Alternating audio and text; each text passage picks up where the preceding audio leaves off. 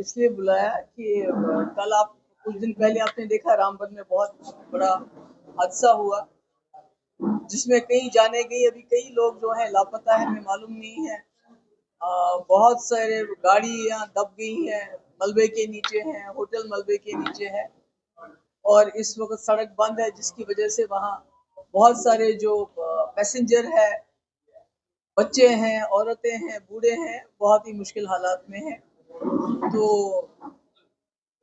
इसका एक वजह जो मुझे नजर आती है, एक तो ऊपर वाले की वजह से है, मगर कहीं ना कहीं जो हम ये पहाड़ों की चीर फाड़ करते हैं, जंगलों को बेतहाशा काटते हैं, उसको बिना सोचे समझे जो हम वातावरण के साथ उसका एक हिसाब से सोचे कि तबाही मचाते हैं, तो उसकी वजह से भी ये लैंडस्लाइड्स वगैरह आ रही हैं।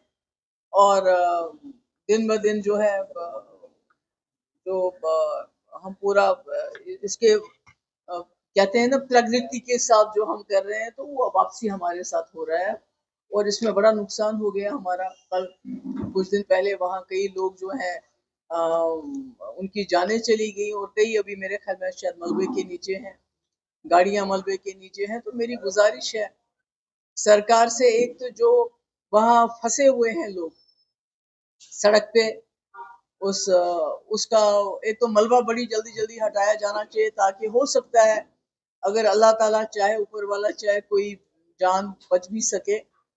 और दूसरा जो वहाँ बच्चे हैं, औरतें हैं, बुजुर्ग हैं या जवान भी हैं, तो उनके तब तक बचाव का, खाने पीने का जो है अरेंजमेंट किया जाए। और मैंने अपने हमारे पार्टी के जो जनरल सेक्रेटरी हैं जो उसी एरिया के हैं, इम्तियाज शान, उसको भी मैंने बताया कि अपनी टीम लेके जाए, क्योंकि अभी तो वहाँ रोड बंद था उस गांव की तरफ।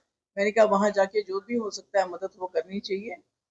तो दूसरा, जैसे अभी कुछ दिन पहले यहाँ जम्मू में भी तूफान आया था, झालाबारी हुई, यहाँ भी मेरे ख्याल में हम जो हमारे जो बासमती है, जो हमारे आम के पेड़ वगैरह है, उस पर बड़ा नुकसान हो, बहुत नुकसान हुआ। और कश्मीर में भी हाल ही में बहुत ही ज्यादा जलाबारी हुई, और खासकर जो कश्मीर का सेब है और जो बादाम की इस वक्त वो फूल लगे हुए थे, उसको बड़ा नुकसान पहुंचा है। और जैसे आप सभी लोग जानते हैं कि जम्मू कश्मीर की रीढ़ की हड्डी है हॉर्टिकल्चर, तो उसको बड़ा नुकसान पहुंचा है। जब मैंने देखा वो जिस तरह वो फूल सारे जमीन पे पड़े हुए थे, छोटे छोटे, जिसमें सेब के वो फूल थे, बादाम के वो फूल थे, तो कहीं ना कहीं दिल दहल जाता है उसको देखे।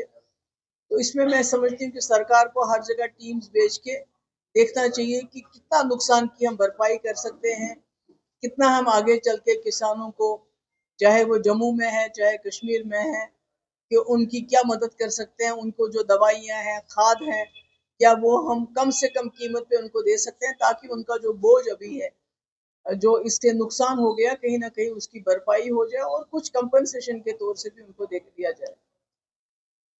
तीसरी बात यह है कि हमने, जैसा कि आप जानते हैं कि हमारे जो एमएलएज हैं असेंबली में, बहुत ही आज भी मेरे ख्याल में कहीं धरना चल रहा है डेली वेजर्स का।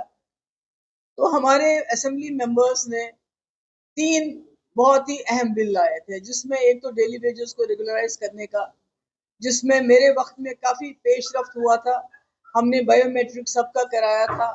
और उसके बाद 520 हमने लाया था, उसमें एक एसआरओ कि इनको रेगुलराइज करने का, पर चूंकि सरकार साथी में गिर गई और वो नहीं कर सके, तो अब हमने बिल लाया जिसको गवर्नर साहब ने ओके भी किया, मगर बदकिस्मती से सरकार ने उसको असेंबली में लाने नहीं दिया। बड़ा शोर शराबा, ड्रामा ड्रूमा चलता रहा।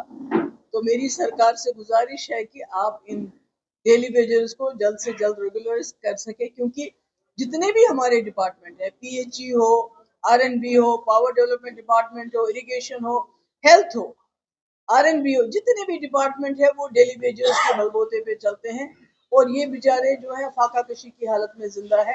अब 20-20, 25-25 साल से ये काम करे, उनके हालात बहुत खराब हो रहे हैं। तो इनको जल्द से जल्द रेगुलराइज किया जाए। दूसरा, हमने बिल लाया था कि आपको पता है पूरे मुल्क में इस वक्त बुलडोजर का बड़ा फैशन चला हुआ है, और यहाँ भी वो शुरुआत हो गई थी मगर किसी वजह से थोड़ा बहुत रुक गए। जब हम भी दिल्ली गए, पार्लियामेंट के सामने धरना वरना दिया, मगर अब फिर कहीं ना कहीं लोगों को नोटिस दिए जा रहे हैं। मैंने सुना बटंडी में भी और कश्मीर में भी। तो हमारी एक बिल लाई थी हमने कि जो जहां रहता है सरकारी जमीन पे, खासकर गरीब लोग हैं, गरीबों के स्कूल हैं, तो उसको रेगुलराइज किया जाना चाहिए। इस बिल को भी लेफ्टिनेंट गवर्नर साहब ने ओके किया था, पर इस बिल को भी डिस्कशन में नहीं लाया गया। इसके अलावा हमने बहुत अहम रेजोल्यूशन लाए थे। एक तो ये हमने लाया था कि इलीगल माइनिंग, एक तो इलीगल माइनिंग के लिए हमने ये कहा था कि जो माइनिंग है उसको रेगुलराइज किया जाए। मगर मैंने सुना है कि अभी जिन्होंने ऑक्शन पे माइनिंग के कॉन्ट्रैक्ट्स लिए थे, जिन्होंने तमाम जो उसमें जो भी रिक्वायरमेंट्स थी पूरी करने के बावजूद उनको क्लियरेंस नहीं मिल गई है, उनको बंद किया गया है। और जो माफिया है माइनिंग का, उसको चलाया जा रहा है, क्योंकि उससे हफ्ता लिया जा रहा है। अगर लीगल माइनिंग को चलने दिया जाए किसी कंट्रोल तरीके से तो आपको रॉयल्टी मिलती है। मगर जो लीगल माइनिंग को उसकी क्लियरेंस को बंद करके जो यहाँ के लोकल्स करना चाहते हैं और तरीके से करना चाहते हैं जिससे सरकार